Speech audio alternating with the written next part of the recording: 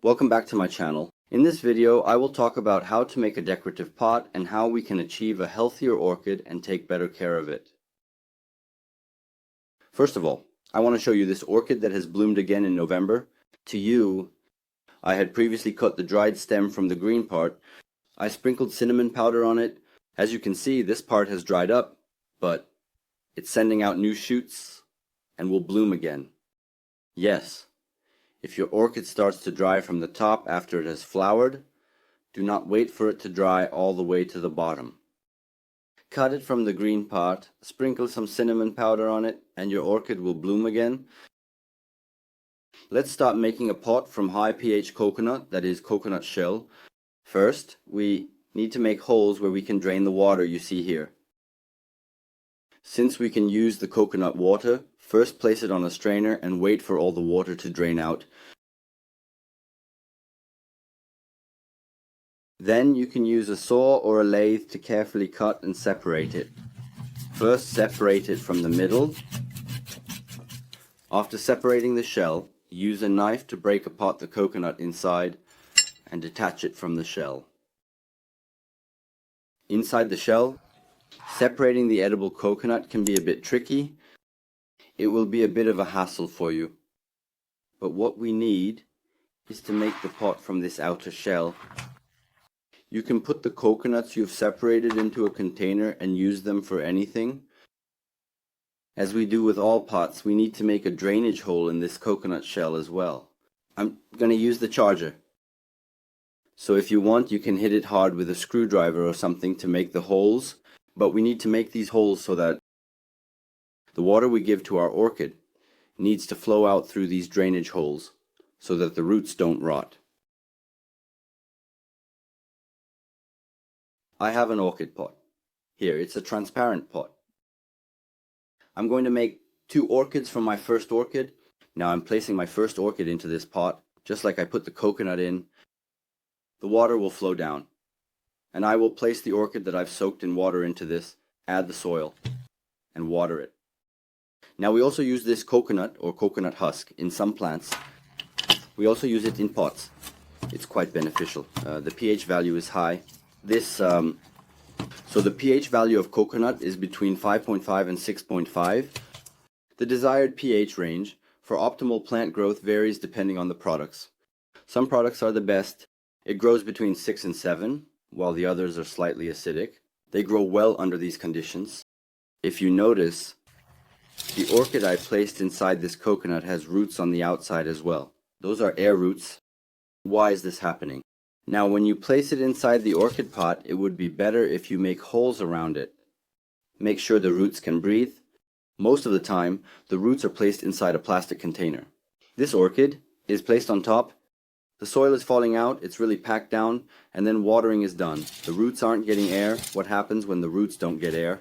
The orchid starts sending roots up to get air. As you can see, this orchid has a bunch of these air roots. Now I won't pack it too tightly, but after placing the orchid inside the coconut, I'm supporting it with orchid soil. But I'm not packing it too tightly, see, I'm especially not compressing it. By the way, I've been talking about pH values for a while now. So the pH value in coconut is between 5.5 and 6.5. Okay, orchid. What does it need? So the first thing an orchid wants is very well-draining soil. For example, we are putting orchid soil here. Why? So that the roots don't get compressed. At the same time, it should be able to breathe and let the water flow out like this. The second thing it wants is soil that has acidic properties, ideally in the range of 4.5 to 5.5. So what are we doing here? We're ensuring that the orchid gets the 5.5 pH value it needs from this coconut or coconut shell. We end up with both a decorative pot and provide the pH value that the orchid needs. So, what is pH value? In the simplest terms, the pH value of the soil carries a meaning similar to what blood pressure means in humans.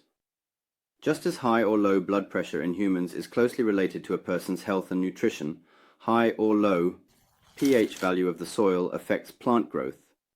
In other words, an unbalanced pH value affects the nutrient uptake by plants.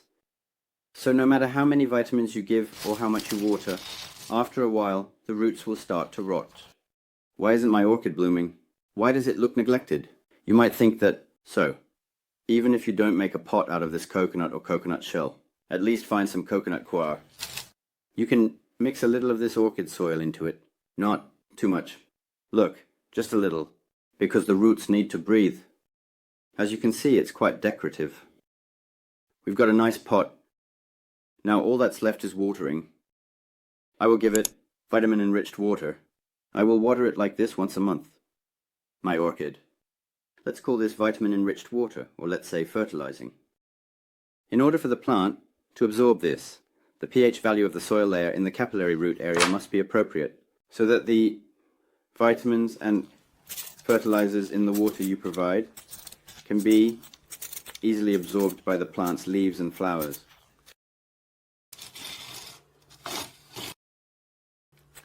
We don't water too much as usual. After squeezing the top a little, it will drain. It will go downward. Our plant will absorb the water it needs. Especially, try not to let it get between the leaves, because it causes the leaves to rot.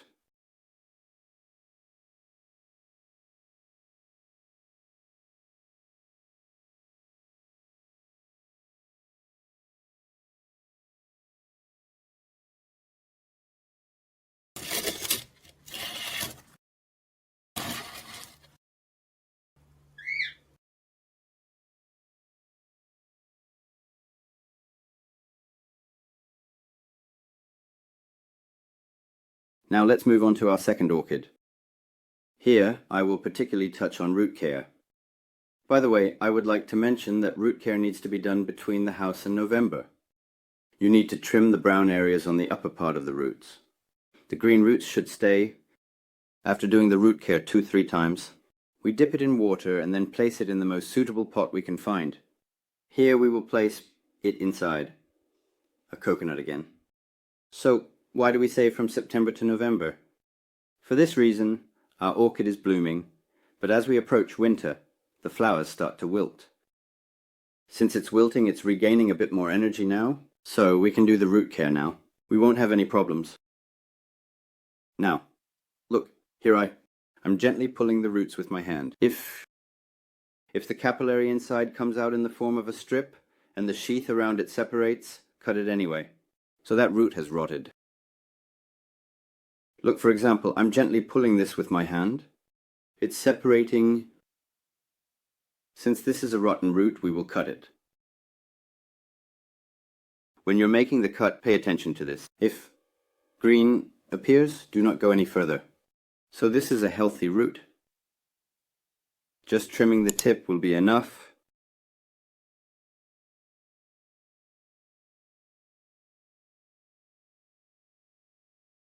As I mentioned earlier, the brown ones have become really soft and dark. Now, with the help of scissors, you have disinfected the separated roots. We cut off the tips.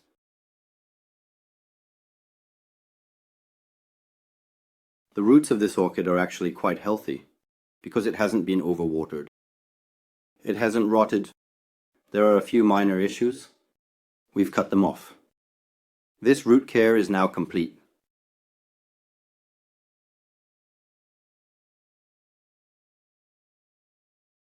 I'll be working on the porcelain pot so I can move around comfortably. Look, I've made the drainage holes. As you can see, there are 6 or 7 holes. On this, we'll be doing our work. We'll secure it at a certain height in our hands without damaging the roots. We're starting to pour out the orchid soil.